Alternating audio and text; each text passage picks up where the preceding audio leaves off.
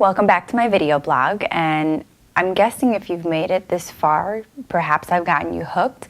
Perhaps you've even gone as far as to look into an LMS, a learning management system for yourself, which is what I talked about in my previous blog. It's important to know that once you have selected an LMS, you need to figure out if it's going to work for you or not, if it's going to work for your students or not. So really a 10-point rubric is an excellent tool to sort of evaluate your LMS and to reflect on how you're using it and how you're using it for your student. And I'd really like to point out that there is so much information out there. There's tons of resources out there in terms of finding information to help you develop a rubric for your LMS. So take advantage of them. From several of the resources that I found really online, I pulled together 10 characteristics that I would use if I were evaluating my online learning unit that I was going to be using with my students through an LMS, really particularly, again, through a 9th through 12th grade standpoint in a CTE subject area. So I'd like to share some of those characteristics with you and sort of explain how I would evaluate my LMS and my course. First is the course overview, and I really think that that is probably one of the most important elements that needs to be taken into consideration. Most online courses require that students really take ownership of their own learning. Therefore, students at any age, and particularly in the 9th through 12th grade setting, need to have a thorough understanding really of what is expected of them in the unit, in the course, in the blended course design, whatever it might be, to know where the tools are, to know where information and activities are located. And this information really can be communicated through a well-written course overview description as well as a syllabus. So that's really important that that is evaluated, I believe, first and foremost. Second, the structure really goes hand in hand with course overview. So structure would be one of the points on my 10-point rubric for any kind of online or blended design course. With high expectations really for student-driven learning, because that's really what we are pushing for in any kind of online unit design, the students really need a course that has a logical sequence, a sequencing of assignments and knowledge as well, so that they know what is expected and when, and really as a way to build on that knowledge that they're receiving from the online course. Each activity and element really should flow. Then the sequence needs to have a strong flow into the next to create connections, to allow students to drive their own knowledge and make those own connections through the unit. A clear description of assignments should accompany that, and that will obviously then lead to a better understanding and really higher levels and deeper levels of learning, which obviously is very critical. Technology know-how is really probably going to vary from student to student in terms of being a digital native or a digital immigrant, depending on what age group you are targeting. 9th through 12th grade probably mostly are going to be digital natives, but regardless, learner support is really important. Students may be working in a new LMS, something that is completely foreign to them, something that they've never used before. And they may also be using social media tools that they have never used before. In one of my units that I'm working on, I use something called Scoop It. I had never used it before, so I really had to take some time to sit down and learn how to use it. So the potential for any kind of technical and navigational issues with students is quite possible. So it's really important that students not get hung up on any of those kinds of difficulties that could possibly impede their success in a unit. So easy to locate help links are important to assist the student during any kind of online learning activity or on time that they're spending online for your unit. So that's probably another key element that needs to be evaluated for any kind of LMS is having that digital support for students.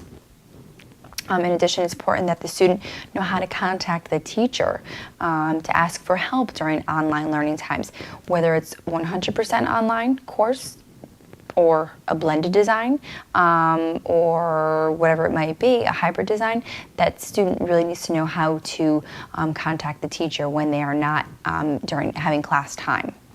So that should also be made clear to the student. Next, I would say the content and assessments for any online learning course really are critical, and they need to be evaluated. After all, the content and the assessments are going to determine what the students will learn, how they'll learn it, and how they'll get there, and how they'll be measured. So those are all very important things that need to be determined when developing an LMS, and really evaluating and reflecting on it to see if it works. Beyond that, since the students are going to be using creativity, possibly their opinions, and potentially subjective information in some of their assignments, it really is important for the students to know what their goals are and how they will be assessed based on those goals, especially if you are going to use some of those really strong learning technologies that we referenced, like challenge-based learning, social content curation, where there is the possibility for student opinion and subjective information to come into play. The students really need to know what their goals are and how they are going to be assessed on those goals. So content and assessment are very important. My classes typically, looking at it from my perspective, my classes typically have a really wide range of learners with different ability levels and different ages, sometimes 9 through 12 grade students all in one classroom. So really, I strive to create differentiation as often as possible with varying instructional strategies and activities, and I want that to be incorporated into my online learning activities, units, course designs as well. So that's another element that needs to be reflected on, I believe, in a 10-point rubric for an LMS and an online unit. The course or unit really should offer different activities, different ways of learning, not just one, but multiple ways of learning, different ways of being evaluated, and applying the knowledge for students really to take part in those authentic learning experiences. So that would be another key component of that 10-point rubric. Again, I believe online courses should include communication and interaction. So communication, interaction really need to be evaluated and reflected on, so the student doesn't get that island-like feeling that I've referenced now a couple of times. This is really especially true if the unit focuses on social media, a vehicle which is really meant for interaction, so aspects of communication interaction should certainly be evaluated in those situations. And again, working to develop that social presence that we've addressed previously in other video blogs. Also, I believe the student learner's role in the course should be evaluated because these are student-driven courses, and the point is for students to take ownership of their learning, so we really want to evaluate and reflect on the student learner's role. My classes, and oftentimes I believe in most CTE classes, the focus is on challenge-based learning, and that really does, like I said earlier, put a majority of learning responsibility in the student's hands. So I really believe the student learner's role must be made clear in my unit or in any kind of online learning unit, so it creates as many opportunities as possible for students to take that active role in learning that we've talked about with digital content and resources that are provided. So the student learner's role is very important. To build off of that, distance learning and hybrid learning units may offer a lot of diverse paths and many choices for students. So differentiation once again comes into play, which allows for another point on my rubric, which I believe is important, and that is the evaluation of individualization of instruction. That's individualization of instruction. Students really should be able to use the digital content and resources to customize their own instructional pathways, really to decide how are they going to learn, how are they going to go about accomplishing, gaining that deeper understanding, to increase engagement and higher levels of learning based particularly on the students' interests and also their ability levels, which is very important.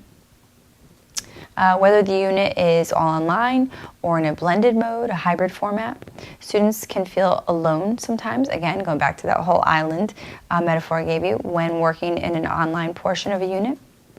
Therefore, I really would want to be sure that the unit displays my personal knowledge of the subject matter in ways that inspires the student to learn and really to be engaged when they're on their own. So looking at it from the teacher standpoint, I believe that the facilitation and inspiration of student learning and creativity should be another point on the rubric that should be evaluated, and significantly a point for reflection for the teacher, because again, that is the teacher's sort of inspiration and personal touch that they're putting on a course. The information, the resources, the structure of the course through facilitation of the teacher really should allow the students to explore real world issues and really solve authentic problems and be inspired to do so.